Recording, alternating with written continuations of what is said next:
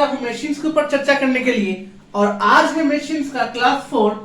आज मैं डिस्कस करने वाला हूं एक्चुअल मशीन्स और आइडियल मशीन्स के बारे में। कुछ एक्चुअल मशीन्स क्या है, जिसका एफिशिएंसी जो है वो लेस देन 100% है, मतलब इसका जो एफिशिएंसी है वो लेस देन 100% है।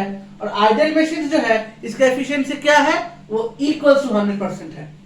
अच्छा एक बात बताओ, क्या ये कभी हो सकता है? इसको डिस्कस करने के लिए मैं अपने मशीन्स के पहले लेक्चर में जाना चाहता हूं। और वहां मैंने क्या बताया था, जरा ध्यान से सुनो। वहां पे मैंने बताया था कि जो मशीन्स का जो बेसिक फंडा है वो क्या है, मैं दूंगा कम लूंगा ज्यादा। सिंपल बिजनेस पॉलिसी, मैं दूंगा कम लूंगा ज्यादा, मतलब आउटपुट एनर्जी जो है वो हमेशा इनपुट एनर्जी से ज्यादा होता है। मैंने ये बताया था कि मशीन्स का जो बेसिक फंडा है वो ये स्टेटमेंट है मेरा। लेकिन मैंने ये स्टेटमेंट को बताते वक्त एक बात भी कहा था कि हम लोग जब आगे डिस्कस करेंगे मशीन्स के ऊपर, तो ये स्टेटमेंट क्या वाकई में पॉसिबल होता है या नहीं होता है। तो इसको करने के लिए हम लोग सीधा आते हैं एक्चुअल मशीन्स और आइडियल मशीन्स के अंदर। According to principle of conservation of energy, ये जो प्रिंसिपल है ये कहता है कि मेरा जो आउटपुट एनर्जी है और मेरा जो इनपुट एनर्जी है दोनों इक्वल होना बनता है। क्यों? ये है मेरा principle of conservation of energy. According to this principle क्या होगा, मेरा जो आउटपुट एनर्जी है और मेरा जो इनपुट एनर्जी है, मतलब मैं मशीन्स के ऊपर जितना एनर्जी अप्लाई कर रहा हूं, मशीन ठीक उतना ही एनर्जी लोड के ऊपर अप्लाई करेगा उसको ओवरकम करने के लिए। तो ये स्टेटमेंट इनवैलिड हो जाता है और मशीन्स का जो बेसिक फंडा है वो बन जाता है output energy is equal to input energy. ये बन जाता है मेरा मशीन्स का बेसिक फंडा। तो देखो अभी क्या होता है, अभी हम लोग पढ़ेंगे कि ये क्या पॉसिबल होता है कि नहीं होता है। अरे ये तो नहीं होगा, क्योंकि मैंने तो बता दिया कि ये वायलेट हो रहा है। देखो एफिशिएंसी का डेफिनेशन क्या था, work output that is nothing but output energy. ये क्या है, ये सिंपली आउटपुट एनर्जी है और डिवाइडेड बाय वर्क इनपुट, मतलब that is nothing but input energy, that is OE by IE। तो देखो अगर आउटपुट एनर्जी ज्यादा नहीं है, मतलब क्या, ये जो है ऊपर वाला हिस्सा is not more than the निचला वाला हिस्सा, है ना। मतलब ऊपर वाला छोटा है, नीचे वाला बड़ा है, that is this law is getting violated. मतलब ये लॉ एग्जिस्ट ही नहीं करेगा। मतलब क्या है, मेरा जो आउटपुट एनर्जी है वो ज्यादा नहीं होगा, लेकिन ये जरूर हो सकता है कि output energy less than input energy या फिर output energy is equal to input energy. मैंने क्या बताया, आउटपुट एनर्जी जो है वो इनपुट एनर्जी से ज्यादा नहीं होगा, क्योंकि अगर ये होता है तो principle of conservation of energy violate कर जाता है, वो उसको नहीं मान रहा है और वो तो हो नहीं सकता। फिजिक्स में हम लोग को प्रिंसिपल्स मानना बहुत ही जरूरी है, तो ये नहीं होगा, मतलब ये होगा, है ना, that is not greater than. तो इसका दो सब केसेस आता है, एक है क्या, output energy is less than input energy, और क्या है, output energy is equals to input energy. ये जो है ये आइडियल मशीन का प्रिंसिपल है और ये जो है वो एक्चुअल मशीन का प्रिंसिपल है। समझ में आया? हाँ आ गया। ये क्या है, आइडियल मशीन का प्रिंसिपल है और ये क्या है, ये एक्चुअल मशीन का प्रिंसिपल। अब देखते हैं मैंने जो ये स्टेटमेंट बताया कि एफिशिएंसी इज लेस देन 100%, ये वाकई में ट्रू है या फॉल्स है। देखो अगर आउटपुट एनर्जी छोटा है, इनपुट एनर्जी बड़ा है, मतलब क्या, efficient it is always less than 1, है ना। अगर ये है, सिंपली क्रॉस मल्टीप्लाई करो, ये जो IE है ये डिनोमिनेटर में लाओ, क्या होगा, OE बाय IE, और यहाँ पे क्या होगा 1। This is nothing but by efficiency, तो क्या होगा, एफिशिएंसी लेस देन 1। 1 मतलब ही होता है 100%, है ना।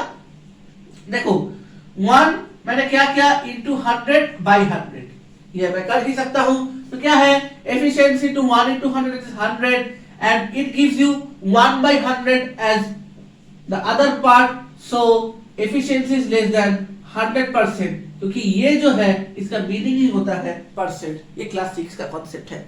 अभी देखो ये क्या वाकई में होगा 100%, देखते हैं चलो। OE क्रॉस मल्टीप्लाई करो, IE जो है इसके डिनोमिनेटर में लाओ तो क्या होगा, IE इक्वल्स टू 1। ये क्या है, एफिशिएंसी दैट इज 1 मतलब मैंने बताया कि ये 100% होगा। तो मैच किया, हाँ किया, तो ये स्टेटमेंट सही है। तो एक्चुअल मशीन का प्रिंसिपल क्या है, OE is less then IE, और आइडियल मशीन का प्रिंसिपल क्या है, OE इक्वल्स टू IE। ये है मेरा पूरा बेसिक आइडियल मशीन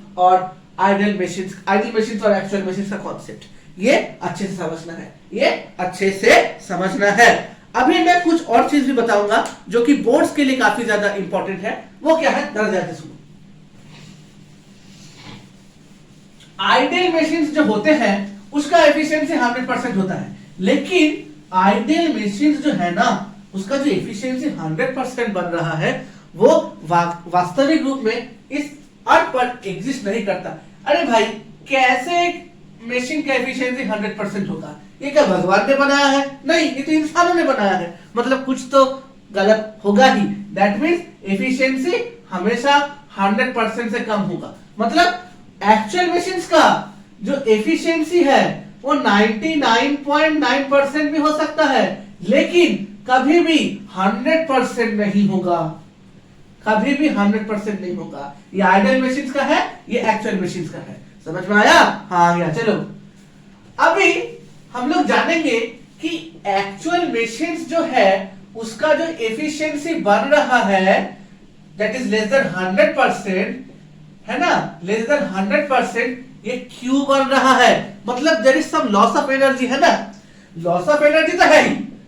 मैंने क्या बताया, एक्चुअल मशीन का जो प्रिंसिपल है वो है ये, मतलब इनपुट एनर्जी ज्यादा हो रहा है, आउटपुट एनर्जी कम हो रहा है। मतलब मैं जो एनर्जी मशीन के ऊपर दे रहा हूं वो ज्यादा है, और जो मशीन जिस अमाउंट ऑफ फोर्स से वो जो लोड को जो ओवरकम कर रहा है, ये एफर्ट है, लोड को जो ओवरकम कर रहा है वो कम है। मतलब ये ज्यादा है, ये कम है। दैट मींस ऑब्वियसली मैं यहां पे क्या कर रहा हूं, दे रहा हूं मशीन को फोर्स ज्यादा, मशीन काम कर रहा है कम, मतलब मेरा घाटा हो रहा है बिजनेस में। लेकिन यही तो होता है इस नॉर्मल अर्थ पे, कि यही तो बिजनेस में होता है कि मैं इन्वेस्ट ज्यादा कर रहा हूं, मिलता बहुत कम है। तो हर बिजनेस में नहीं होता, लेकिन यहाँ पे हो रहा है according to this particular technique. तो क्या है, देखो यहाँ मेरा क्या हो रहा है, यहाँ पे लॉस ऑफ एनर्जी हो रहा है ना। यहाँ पे क्या हो रहा है, मेरा लॉस ऑफ एनर्जी हो रहा है। क्या एनर्जी लॉस हो रहा है? Input energy is greater than output energy. ये जो लॉस ऑफ एनर्जी हो रहा है ये 3 कारणों के लिए होता है। There are 3 reasons for this loss of energy. ये मैं लिख रहा हूं, थोड़ा लिख लो अपने कॉपी में, क्योंकि ये बोर्ड के लिए बहुत ही इंपॉर्टेंट है, बोर्ड्स के लिए बहुत ही इंपॉर्टेंट है। क्या है वो रीजन? पहला रीजन है the moving parts in it are neither weightless nor smooth. The moving parts in the machine, the moving parts in the machine are neither weightless, weightless मतलब वजन नहीं है, neither weightless nor smooth। that means basically क्या है, basically ये machine जो है वो फ्रिक्शनलेस है। ये मशीन जो है वो फ्रिक्शनलेस है। फ्रिक्शनलेस मतलब क्या, फ्रिक्शन है कि नहीं है? सही बताया तुमने।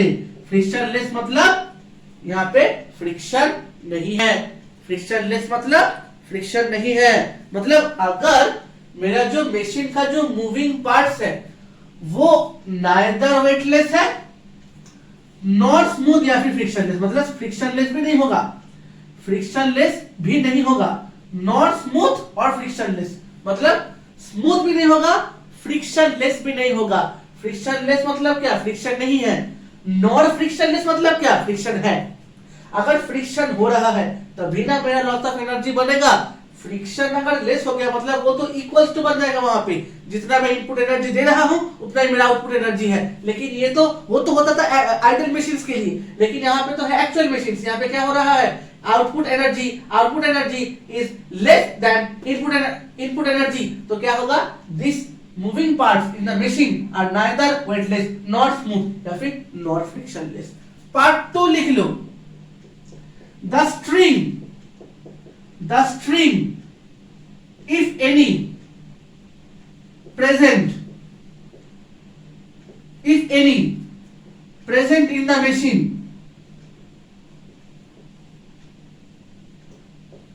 is क्या होगा, the string if present in the machine मतलब अगर मेरा जो मशीन है वो मेरा पेंडुलम अगर है, अगर पेंडुलम के दिखने जैसा है, तभी ये पॉइंट एग्जिस्ट कर रहा है कि the string if any present in the machine is not perfectly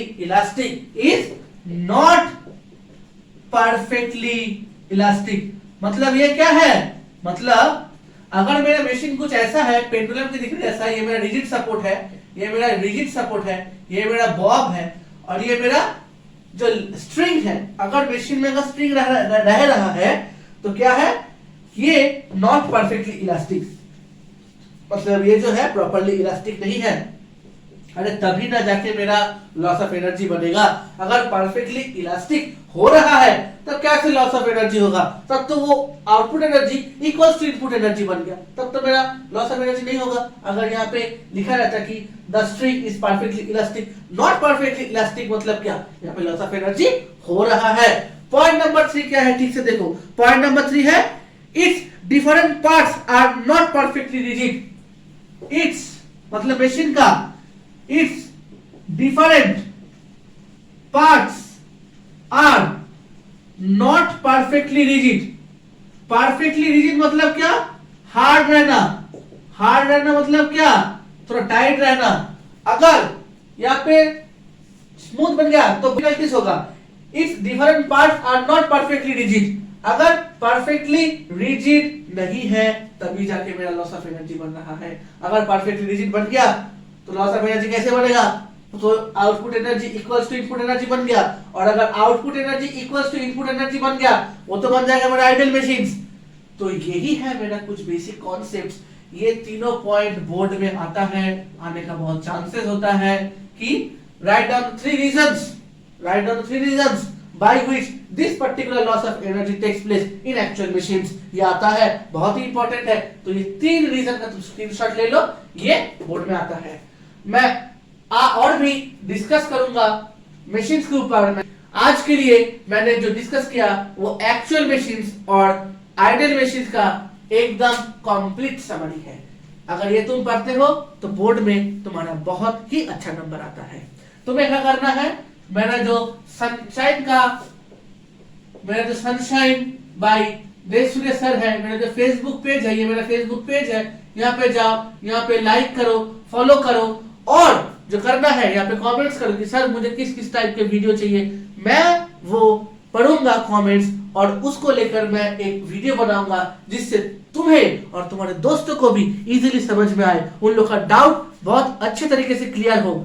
और क्या करना है, मेरा जो YouTube वीडियो है, मेरा जो YouTube चैनल है, वहां जाओ, उसको लाइक करो, सब्सक्राइब करना मत भूलना, और उसमें कमेंट्स करो कि तुम्हें किस किस टाइप के वीडियो चाहिए, और ऑब्वियसली वो जो वीडियो है वो तुम अपने दोस्तों के साथ शेयर करो। Thank you for watching this video, thank you very much.